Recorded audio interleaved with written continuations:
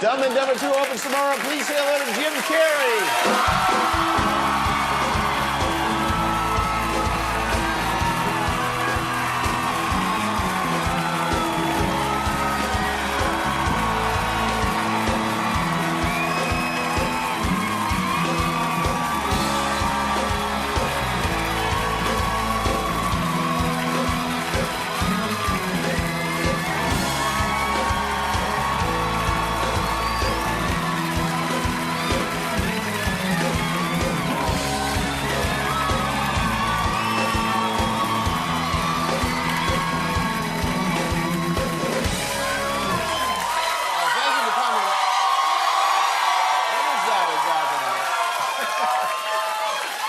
Is that a gang sign? Have you, Oh, like you don't know what it is. You don't know what that is. I have no idea. You don't know. Jimmy Fallon doesn't know. David Letterman doesn't know. We don't know. All the comics and show business don't know what this is. Right? Yeah. What is it? Come on, Jimmy. Seriously, the time is up. People are hip to this kind of stuff. I'm here tonight to blow the lid off it, to be the whistleblower. I'm sick and tired of the secrets and the lies. It is the secret symbol of the Illuminati, and you're a part of it, and it is the all-mocking tongue. Oh. I like it. It's the symbol of the all-mocking tongue. And I'm sick of it. I want everybody to be in on the joke, man. You know what I mean? Like, for years now, talk show hosts, people on television, people in sitcoms have been hired by the government to throw you off the track, to distract you, to make you laugh and stuff like that, make you happy and docile so you don't know what's really going on.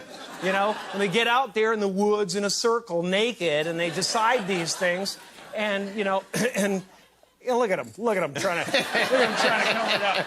It's hilarious, hilarious. And, you know, and I'm sick of, hold on a second.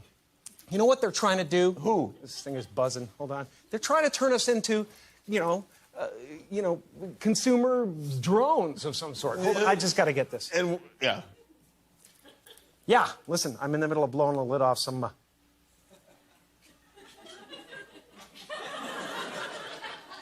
What happened? I'm sorry, Jimmy. I was temporarily interrupted by my iPhone 6 Plus.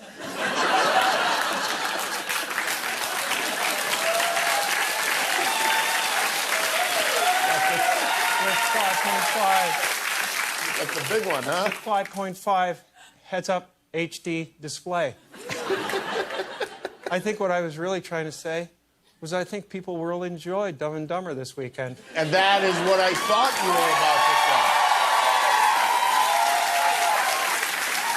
They should all go to the theater.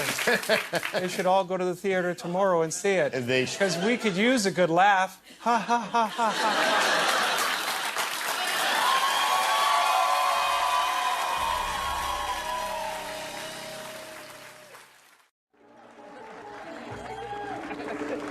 I'm sorry, Jay. I'm sorry. I can see that how that would affect your Christmas. I made that whole thing up. What? I'm sorry. I guess I just wanted to seem interesting. I guess there's a real danger of that on this show. There's a pressure. Well, yeah, people come out and they've run out of anecdotes, you know, and they just start making stuff up. Yeah. Like that Neil Armstrong guy. Have you seen him on the talk shows? Neil Armstrong, you mean the first man to walk on the moon? Talk about a fish story. Yeah. Man, and they're buying it. Oh, yeah.